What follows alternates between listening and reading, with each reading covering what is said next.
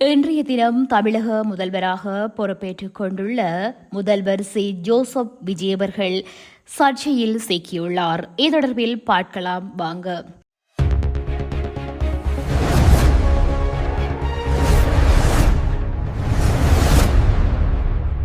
பதவியேற்பு விழாவில் வந்தே மாதரம் பாடல் பாடப்பட்ட விவகாரம் குறித்து முதல்வர் சி ஜோசப் விஜய் உரிய விளக்கம் அளிக்க வேண்டும் என விடுதலை சிறுத்தைகள் கட்சித் தலைவர் தொல் திருமாவளவன் வேண்டுகோள் ஒன்றை வைத்திருக்கிறார்.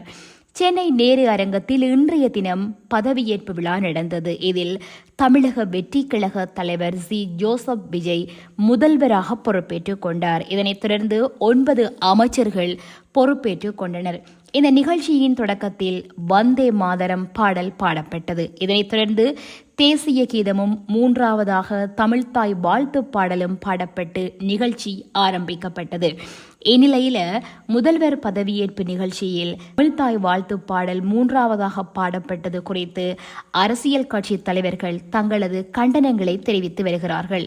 இதுகுறித்து திருமாவளவன் அவர்கள் பேசியிருப்பது: முதல்வராக பொறுப்பேற்றுள்ள விஜய்க்கு வாழ்த்துக்களை தெரிவித்துக் கொள்கிறேன். தமிழ்நாட்டு அரசு நிகழ்ச்சிகளில் முதலில் தமிழ்த்தாய் வாழ்த்து பாடுவதுதான் வழக்கம். நிகழ்ச்சியின் இறுதியில் தேசிய கீதம் பாடுவதே நீண்டகால நடைமுறை. ஆனால் முதல்வர் இடைக்கால சட்டப்பேரவை தலைவர் பதவியேற்பில் தமிழ்த்தாய் வாழ்த்து கடைசியாக பாடப்பட்டுள்ளது. மதசார்பற்ற அரசியலை விரும்புவோர் இதுகுறித்து கேள்வி எழுப்பி வருகிறார்கள்.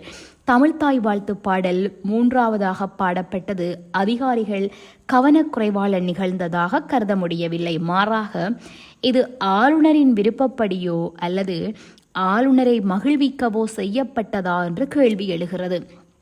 இனிவரும் காலங்களில் தமிழ்த்தாய் வாழ்த்து பாடல் முதலில் ஒலிக்கப்படுமா என்ற கேள்வி எழும்புகிறது. இந்த விவகாரத்தில் அதிகாரிகள் அல்லது தாவேகா தரப்பில் இருந்து விளக்கம் அளிக்க வேண்டும். நிகழ்ச்சியில விஜய் பேசிய கஜானா காலி என்று கூறி அச்சமூட்டுவது ஏற்புடையது அல்ல.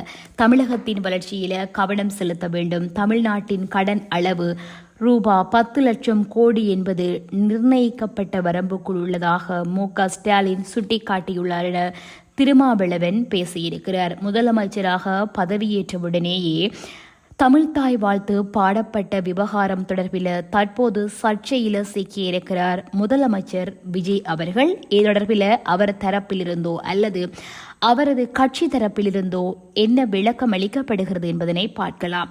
இந்த காணொலி உங்களுக்கு பிடிச்சிருந்தா சப்ஸ்கிரைப் பண்ணிக்கொள்ளுங்க. இது தொடர்பான மேலும் பல தகவல்களை தெரிந்து கொள்ள பெல் ஐகானை கிளிக் பண்ணி இணைந்திருங்கள்.